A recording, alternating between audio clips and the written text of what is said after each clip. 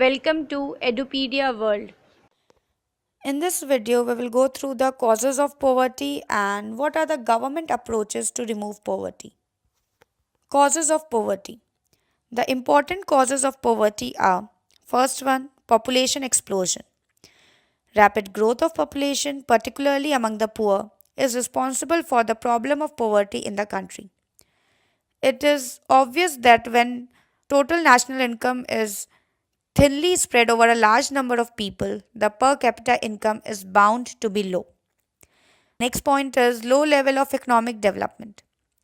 The Indian economy is highly underdeveloped due to relative backwardness of agriculture and industrial sectors. Due to widespread bottlenecks in infrastructural facilities and slow pace of development, nearly 25% of population is still living below the poverty line. Next cause is poor state of agriculture. Agriculture in India has continued to be backward due to use of primitive methods of production and fragmented small land holdings. As a result, labor and land productivity continue to be low in India. Consequently, most of the farmers live in a state of poverty. Next cause is high illiteracy rate. The weaker sections of society have to take up low paid jobs due to lack of knowledge.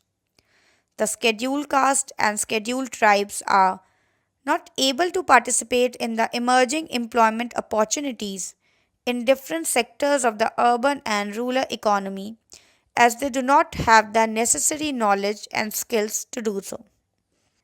Next cause is high level of unemployment.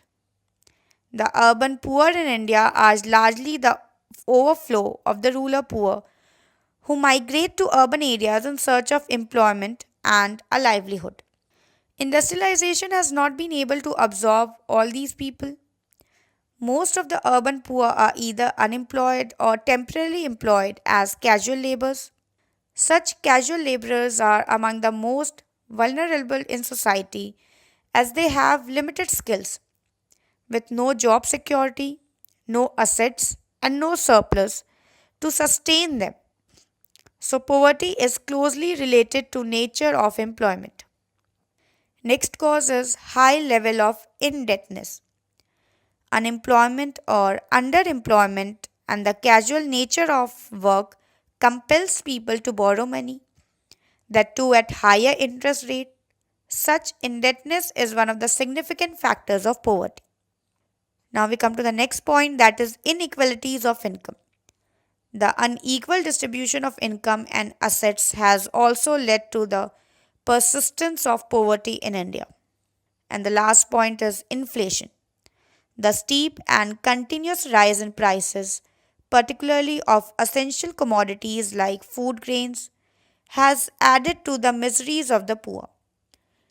Sharp rise in prices and negligible change in monetary income has decreased the purchasing power of low income earners and resulted in lower standard of living.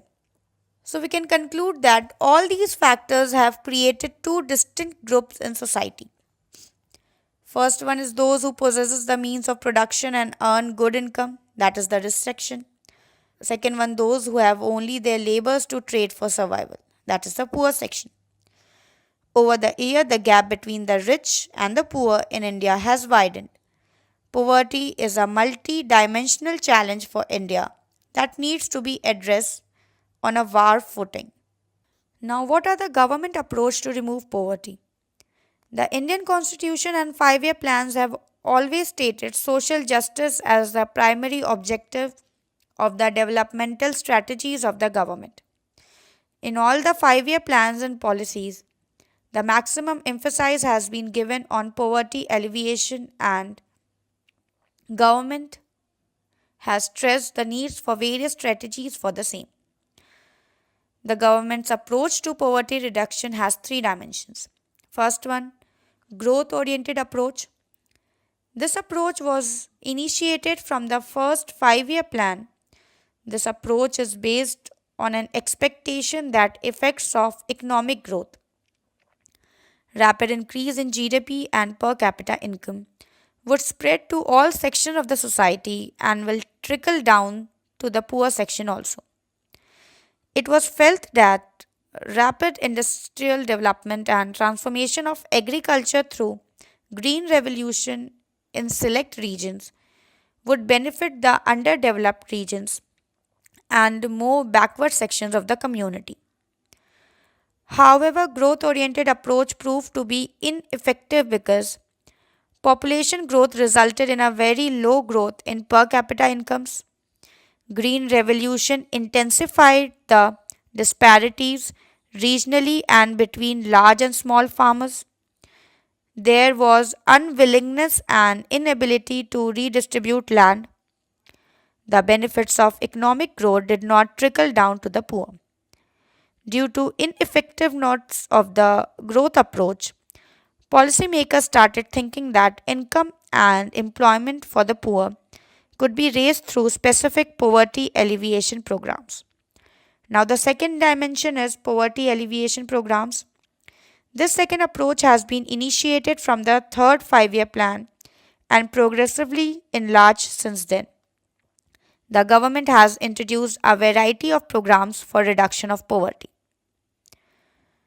Third dimension is minimum needs program.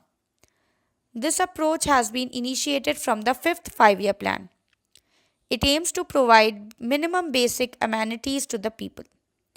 India was among the pioneers in the world to visualize the people's living standard could be improved through public expenditure on social consumption needs. Food grains at subsidized rates, education, health, water supply, and sanitation. Programs under this approach are expected to supplement the consumption of the poor, create employment opportunities, and bring improvements in health and education.